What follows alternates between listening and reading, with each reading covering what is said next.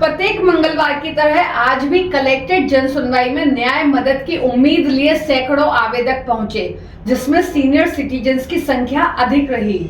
अधिकतर मामले मकान पर कब्जा, माता पिता भरण पोषण, आर्थिक चिकित्सीय मदद के रहे।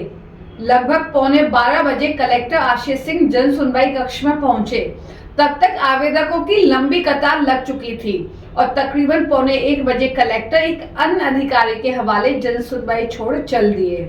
हालांकि कलेक्टर आशीष सिंह के जाने के बाद आवेदकों को सुना तो गया, लेकिन कितने लोगों की समस्या हल हो पाती है, यह देखना बाकी है। आइए आपको दिखाते हैं आज की कलेक्टर की जन सुनवाई का हाल।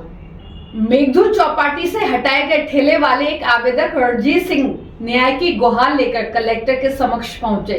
सिंह ने बताया कि निगम और पुलिस प्रशासन की रिमूवल कार्रवाई के दौरान उनके बेटे को बुरी तरह से पीटा गया, यहां तक कि उसकी पगड़ी तक फेंक दी गई।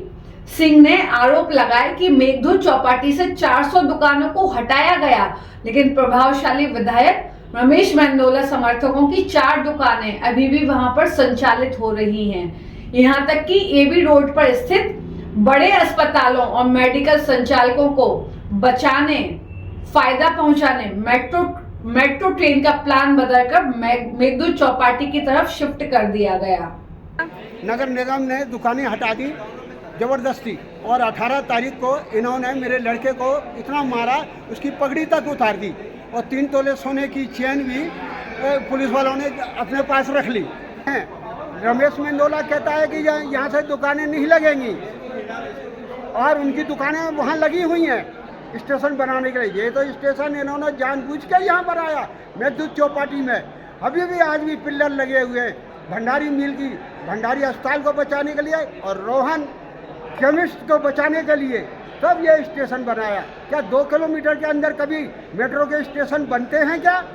उधर सुनीलाबाई पंडा ने रोते गड़गड़ाते हुए फरियाद करते हुए बताया कि उनके पति राम स्वरूप सरकारी शिक्षक थे और कुछ साल पहले उनकी मृत्यु हो गई।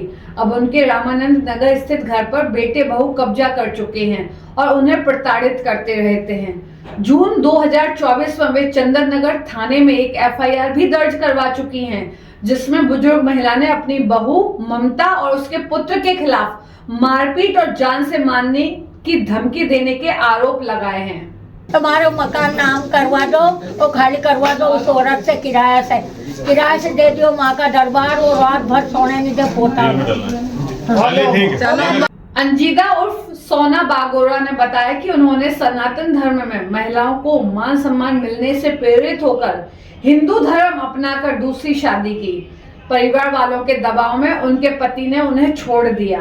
1.5 महीने से वे सभी मंचों पर शिकायत करने इधर से उधर भाग रही हैं, लेकिन सुनवाई नहीं हो रही है।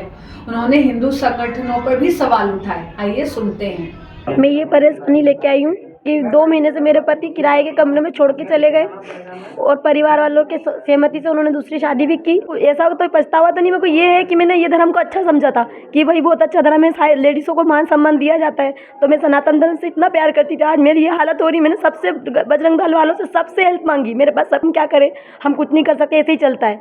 RPL महेश्वरी कॉलेज से आई छात्रा ऐश्वर्या जाटव ने शिकायत की।